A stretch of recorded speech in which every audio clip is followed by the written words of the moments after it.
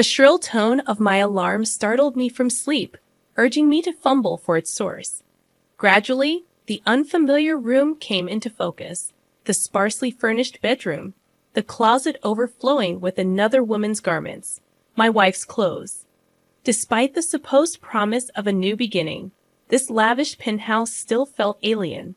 Last night's supposed joyous occasion, my wedding to Everett, now seemed surreal in the morning light. Blinking away sleep, I reached out across the vast expanse of the bed, finding only cold sheets where my groom should have lain.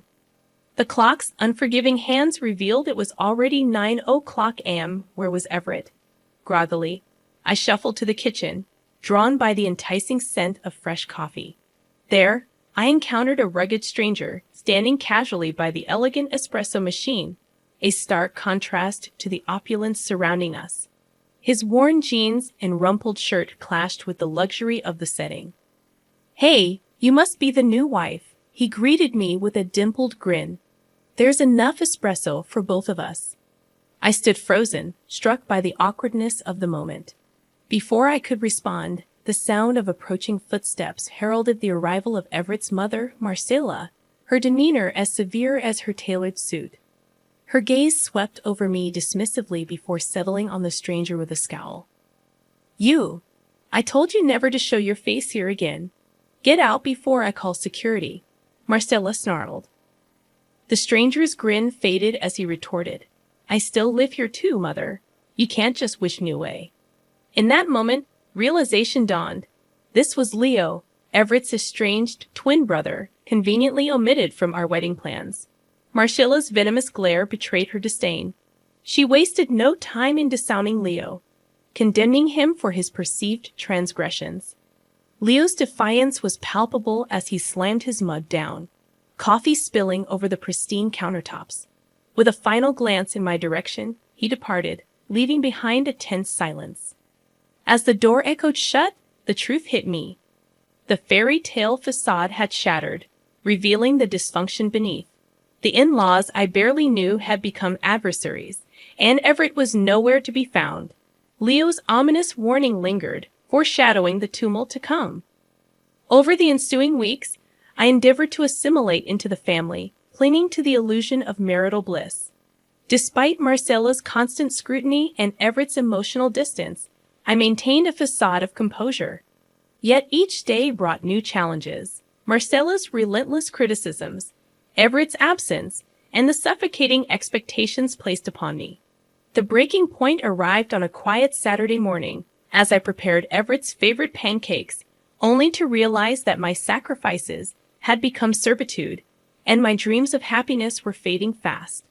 Marcel was already bustling around the kitchen when I entered. "Oh, don't bother yourself, dear," she said with feigned concern. "I didn't want you exerting yourself. Why don't you relax?"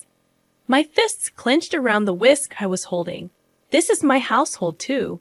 Please allow me," I retorted. Marcella's eyes flashed dangerously, but she begrudgingly stepped aside as I mixed the batter. Gaining a few pounds already.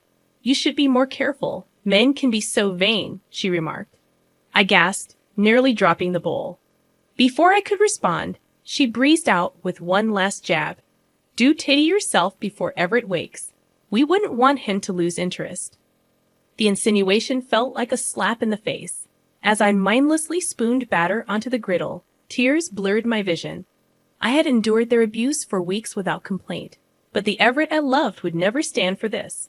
Why hadn't he intervened or confronted his mother about her horrible behavior? Speak of the devil, Everett emerged, freshly showered, ignoring me as he scrolled through his phone. "Everything okay, Everett?" I asked vaguely, wiping furiously at my eyes. Voicing the thought consuming me, I continued, "Don't you even care that she talks to me that way?" My voice broke despite my resolve. Everett blinked in surprise. "Who, your mother?" I cried. "She insults me every chance she gets, and you don't even notice." Sighing, he set his phone aside. "I'm sure you're exaggerating. She only wants what's best." "What's best for you, her precious son?" I cut him off angrily. "Meanwhile, she's turning me into a slave around here. I can't keep playing nice." Everett's expression darkened. Avalon, that's extremely unfair. She welcomed you into our home when you had nobody. You owe her respect. He shook his head in disgust. I can't talk to you when you're hysterical like this. Everett, wait. My voice cracked, but the bedroom door had already slammed shut behind him. Hot, furious tears streamed down my cheeks. In a few short weeks, my husband had become an indifferent stranger under his mother's spell. Maybe Leo had warned me for a reason, if only I had listened. Suddenly suspicious, I rifled through Everett's desk drawers while he was out. Buried amongst credit card bills, I found photos of Everett with a glamorous blonde nuzzling at a seaside resort, their flashy rings conspicuous on their intertwined hands. The pancake batter solidified in the bowl forgotten. Leah was right. I needed to escape this madness. Perhaps it was time I finally listened. I raced out of the suffocating penthouse, photos clutched in one trembling hand, the evidence of Everett's betrayal feeling like a knife twisting in my gut. I blinked back furious tears as I aimlessly wandered the city streets. How could I have been so stupid, so naive? Everett had spun this silken web of lies, snaring me as his picture-perfect bride, and I had smiled obliviously through it all. Well, not anymore. Avalon, the pushover, was gone. From her ashes would rise a warrior, someone Marcella and Everett would rue crossing, lost in vengeful thoughts. I collided with the burly figure, his strong hands gripping my shoulders, steadying me. I froze, recognizing the familiar face. We have to stop meeting like this, Leo said lightly, though his green eyes betrayed concern. What are you doing out here alone? On impulse, I thrust the incriminating photos at Leo. He studied them intently, brow furrowed. I guess congratulations are in order, he finally said. How does it feel to become another of my brother's disposable playthings? His words stabbed painfully at the fresh wound, threatening to undo my resolve. Forcing strength into my voice, I replied, Everett will regret the day he used me so callously, and Marcella will wish she never laid a hand on me. Lita let out an impressed whistle. Well, kitten shows her claws. I wouldn't want to be on your bad side. His amusement faded quickly, his expression turning solemn. In all seriousness, Avalon, you need to get away while you still can, Leo advised. I bristled at his doubts. After steeling myself for revenge, you think I can't handle them? Leo's gaze was intense. I've seen their games firsthand, how they use people up like disposable assets to further their own selfish interests, he explained. Pain creased the corners of his eyes. When I confronted Mother about her shady dealings, she convinced my own twin to turn against me. My anger wavered at the ache in his voice. This wasn't just a cautionary tale. It was Leo's lived trauma at the hands of my new in-laws. Noticing my sympathy, he added gently, I know how intoxicating their web of lies can be, how easy it is to get drawn in and trapped. Don't waste any more time on them, Avalon. Just get out before you lose yourself, too. His compassion pierced through my brewing storm of fury and bitterness. But no, I had already lost too much. My reputation, my self-worth, my identity. I needed to take it back, no matter the cost. Lifting my chin, new resolve flooding my veins, I replied, I appreciate your concern, Leo, but I won't be scared off so easily. Your family hurt me deeply, and now they'll face the consequences. With unexpected fierceness, I pulled Leo into a brief, hard hug, then strode off without looking back, more determined than ever to make Everett and Marcella pay. Returning to the penthouse, bursting with self-righteous fury, I found only an empty apartment echoing with ghosts of my dashed dreams. Fine, if those cowards wanted to hide from confronting me, I would take advantage of their absence. I rifled through Marcella's home office, gathering financial statements and copying files off her computer onto a flash drive. My future mother-in-law's shady real estate schemes would be the lethal ammunition. Just as I finished, footsteps sounded outside. Hastily, I crammed the flash drive into my pocket just as Everett entered, his mother conspicuously absent. My husband swept his judging gaze over the chaotic scene. What are you doing in Mother's office? I forced nonchalance into my voice. Oh, just familiarizing myself since we share everything now. I held his stare coolly. Don't we, Everett? His lips thinned.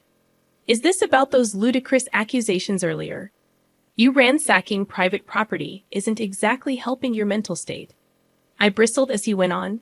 Mother thinks, and I'm starting to agree, that the stress of this transition has been too much for you emotionally. Perhaps we rushed into this marriage. His words landed like physical blows. After all I had endured from him and his toxic mother, now he was suggesting I was the problem. Blinded by outrage, I grabbed a heavy paperweight off Marcella's desk and hurled it viciously against the wall. It hit with a resounding crash, leaving a sizable dent. How dare you? My voice shook with fury and anguish. You bring me into your family under false pretenses. You stand by while your mother ridicules and abuses me. I stabbed an accusing finger at Everett. You betray our marriage vows through ongoing affairs. Then you accuse me of being mentally unwell. I tore the blonde woman's photo from my pocket and brandished it, making Everett visibly pale. Straightening my shoulders, I announced, this destructive dynamic ends today. You and your toxic mother don't own or control me any longer. I shoved past Everett, pausing at the doorway to deliver my parting blow. Consider this my line in the sand. I won't be caught off guard again when you inevitably cross it. I let my words sink in before walking away with my head held high. The time had come to launch my counterattack on Everett and Marcella for daring to use and abuse me. My marching orders were clear: destroy the source. I hastily packed my essentials, anxious to quit this toxic residence for good. As I rifled through my things, I uncovered items I had treasured during my brief marriage.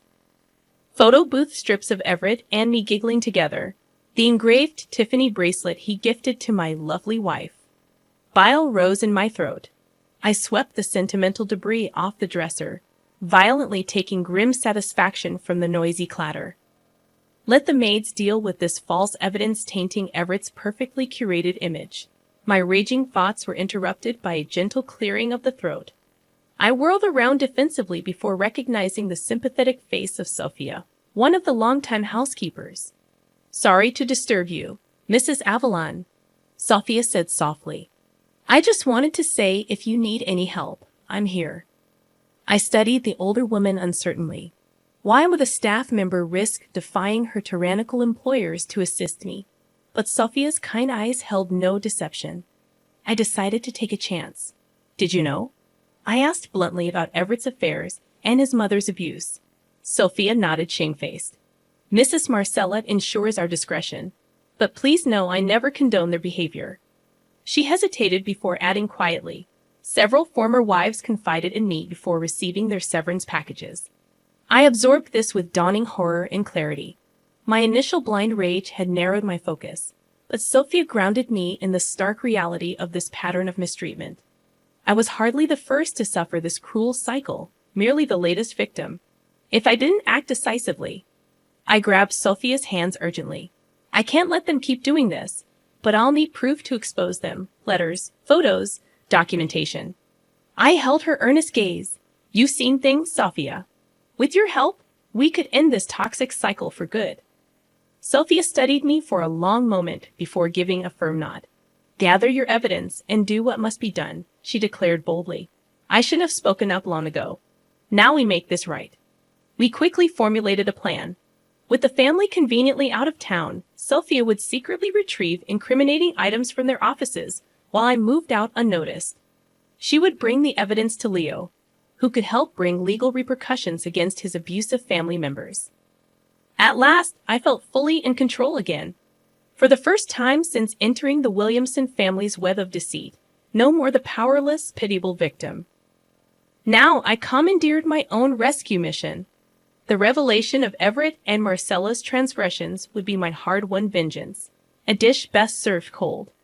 Safely moved into Leo's modest apartment, I eagerly sorted through the mounting evidence Sophia had smuggled out of the lavish penthouse that was once my prison. Look at this, I told Leo excitedly, stacking meticulously labeled folders on his scoured kitchen table. Bank statements confirming the money Marcella embezzled from family trusts, deleted emails proving Everett's affairs with that tacky blonde.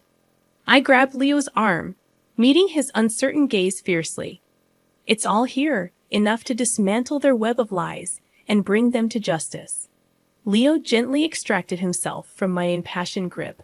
This is really impressive, Avalon, he said carefully. But are you sure this is just about justice for you?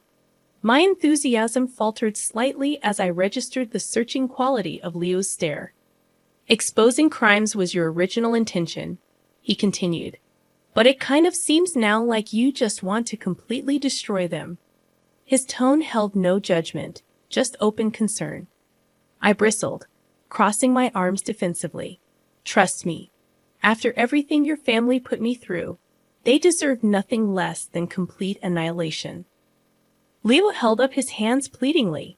Hey, you definitely have the right to feel angry and vengeful. I have fantasized about revenge on Marcella and Everett enough times. A shadow crossed Leo's handsome features, stirring unpleasant memories. I just want you to search your own motives, Avalon, he said gently. If this is just about retaliating harm with more harm, that's not real justice, and it rarely resolves pain long term. I had fantasized about revenge on Marcella and Everett enough times.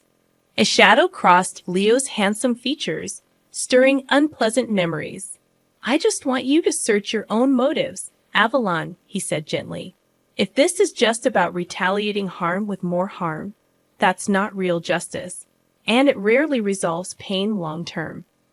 I bit my lip, considering his words. Was I letting bitterness consume me, blinding me from what I truly sought? Did I want the catharsis of watching Marcella and Everett suffer, or did I actually want to be finally free of them? I let that sink in with satisfaction. We had them cornered at last. These loathsome snakes I had once thought family. Justice would soon be served. I spared one last contemptuous glance for Everett and Marcella's shell-shocked faces before striding out gracefully, head held high. The dragon had been triumphantly slain. Time for this warrior to ride into the sunset along her new path. I rolled over with a blissful sigh, warm sunshine bathing my face instead of the cavernous penthouse that had been my prison. I awoke in Leo's cozy second bedroom. No toxic people or memories lingering here to torment me, only my newfound freedom. The feeling amplified when Leo appeared, bearing 2 mugs of fragrant coffee. Accepting mine with a grateful smile, I declared impulsively, "Let's go to the beach today." Leo nearly choked mid-sip in surprise before chuckling. Well, someone is clearly enjoying their liberation. What prompted this? I stretched lazily, higher spirits than I'd felt in ages infusing me. The thought just occurred to me that I can actually do whatever I want now without asking permission. It was true, the permanent clouds of fear and uncertainty had finally lifted. I had broken decisively from Everett and Marcella, now awaiting sentencing thanks to the overwhelming evidence Leo and I provided. My lawyers were ruthlessly pursuing both the divorce and criminal restitution I deserved. Meanwhile, Sophia and other staff had surfaced with their own grievances. Yesterday, I received a call that the family company would be permanently dissolving under the weight of lawsuits and criminal probe. No sympathetic connections or crisis PR could save the disgraced mother and son. Now karma comes for us all eventually, Leo remarked when I shared the news, his expression turning solemn. Still, seeing Everett's life unravel this way is harder than I expected. He's still my twin, you know. I covered his hand gently, acknowledging the pain and history only Leo fully understood. You have such a big heart behind that gruff exterior, Leo, I said softly. He grunted ambiguously. Yeah, well, guess we both turned out as the black sheep. Rising from ashes, a slow, genuine smile warmed his rugged features. At least neither of us is alone anymore. No, we're not alone, I agreed contentedly. Together we have faced pain and adversity, emerging indelibly bonded and renewed. I had arrived broken and bent, but now confidence and conviction ran through my veins. I had reclaimed myself, then helped Leo do the same for himself. There was power and beauty in our shared resilience. Later that sunny afternoon, we strolled down the beach, salty breeze kissing our smiling faces with the promise of brighter days ahead. My battle was over, justice served. The only path now was purposefully forward, side by side. Leo and I left 2 trails of footprints in the wet sand, evidence that we had been here and refused to be erased. Proof that even the next waves couldn't completely wipe our slate clean. We would carry both damage and redemption forever. But at least we weren't traveling alone anymore. And that made even scars look beautiful in their own way.